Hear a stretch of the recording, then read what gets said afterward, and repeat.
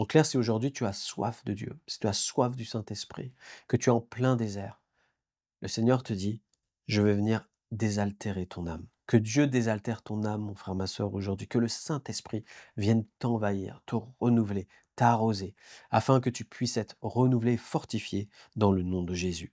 Peut-être qu'aujourd'hui tu te sens comme dans une prison intérieure. Tu te sens enchaîné, peut-être que ça soit psychologiquement, que ça soit physiquement, que ça soit spirituellement, peut-être par un esprit mauvais, mais qui t'a lié, qui te pourchasse, par un tourment ou autre chose. Jésus-Christ est celui qui, par son nom, fait trembler tout l'enfer et les démons. Il est celui qui vient à ton secours et qui te délivre. Gloire à son saint nom. Eh bien, bonjour à tous et à toutes. Content de vous retrouver encore en cette journée. Sans plus tarder, le psaume 107, verset 6, verset 13, verset 19, verset 28. Dans leur détresse, ils crièrent à l'Éternel et il les délivra de leurs angoisses. Amen. En fait, cette phrase, ce verset, est déclaré à 4 endroits différents. C'est pour ça que j'ai donné ces 4 versets-là, 6, 13, 19, 28, parce que 4 fois le psalmiste va répéter la même chose pour des situations complètement différentes. Et il affirme que dans chaque situation, eh bien, Dieu, au sein des détresses, est celui qui les délivre de toutes leurs angoisses.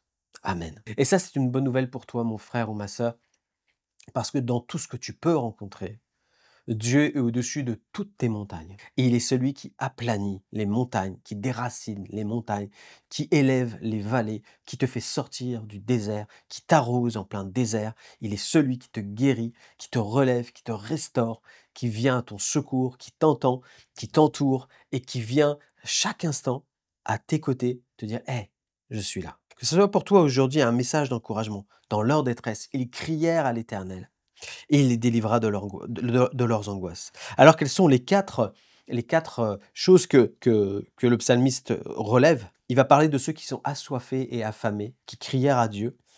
Et au verset 9, il a satisfait l'âme altérée, il a comblé de bien l'âme affamée. Amen.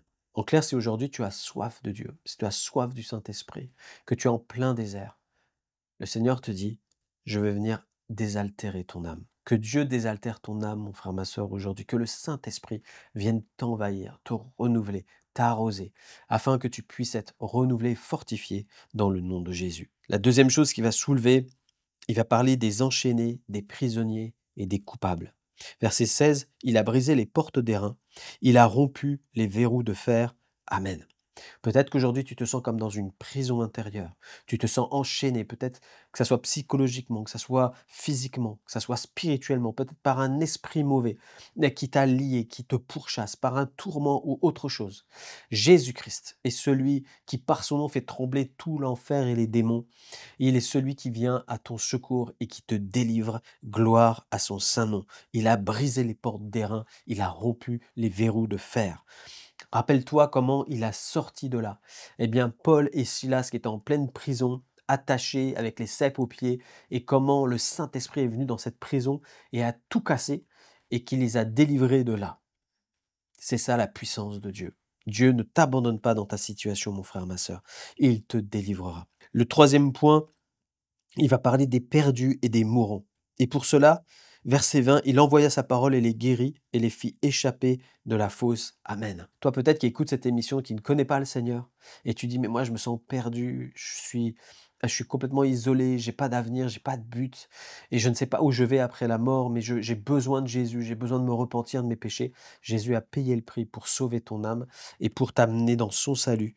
Et toi qui meurs, eh bien il est celui qui te donne la vie. Et il envoie sa parole, il te guérit, il te fait échapper de la fosse. Le quatrième point, je terminerai par là, les désespérés par les tempêtes de la vie. Il va dire à tout cela, eh bien, au verset 29, il arrêta la tempête, ramena le calme, les ondes se turent, ils se réjouirent de ce qu'elles s'étaient apaisées, et l'Éternel les conduisit au port désiré. Amen. À toi qui es en train d'essuyer des tempêtes de la vie, des épreuves, des difficultés, des attaques de l'adversaire.